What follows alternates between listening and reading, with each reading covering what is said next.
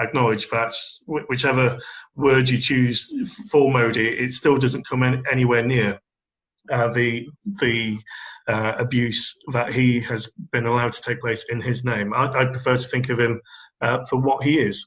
And by definition, right now, he is a terrorist. He's forcing too much heartache, pain, terror, and misery on far too many people. And until this is called out on the international stage, and dare I say, I'd prefer to see him actually in The Hague. Our mission still is to continue.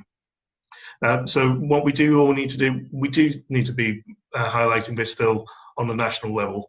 But then we need, as His Excellency said, we need that international cooperation.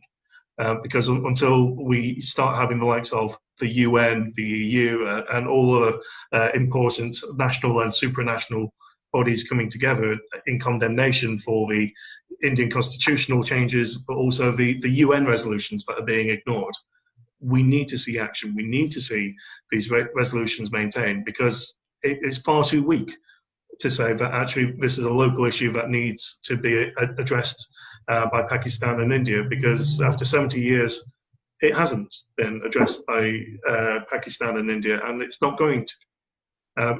Quite frankly, in the UN declarations of human rights, there's a very fundamental point which is just being ignored, and that's the fundamental right to self-determination. And until the residents of Jammu and Kashmir actually have that choice, and that has to be their choice. If they wish to remain occupied by India, if they want to be an independent Kashmir or even join with Pakistan, that has to be their choice.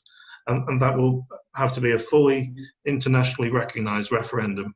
And I think that ultimately has to be stage 2 for what we aim at. One is end this blockade, occupation, and torture, rape and murder. But then we do have to have this referendum ASAP.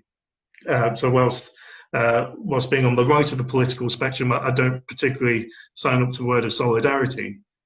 What I will say is the people are